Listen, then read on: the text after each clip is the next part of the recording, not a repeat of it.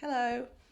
Today I want to talk about a copywriting formula. So anyone who knows me knows that I'm a big fan of the PESO copywriting formula, and that stands for problem, aggravation, solution, and outcome, PESO. And that's how to start off a piece of writing. So you start with the problem, you aggravate the problem, you give people the solution, and you talk about the outcome they'll get. And it's a really nice way to start off a piece of writing. So it's just a paragraph, can start off a blog post, can start off your website page. But I want today to share with you a different copywriting formula to use if you don't want to start with the problem.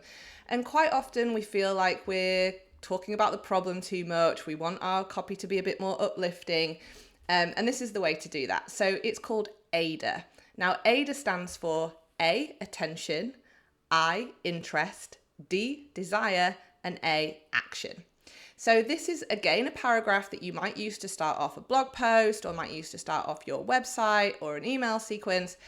And you start by grabbing their attention. So what can you say that can really grab someone's attention? It might be a really interesting stat about your industry. It might be a quote that's really interesting. So you start with attention, and then you delve into that further by talking about the interest. So what is interesting about that attention grabber that you used at the beginning? What can be a really interesting piece of information you can give them about that attention grabber? Then you talk about desire. So what do they want from it? So you've grabbed their attention, you've talked about the interest they get from it. How can you then grab their desire? So make them desire what it is you're talking about.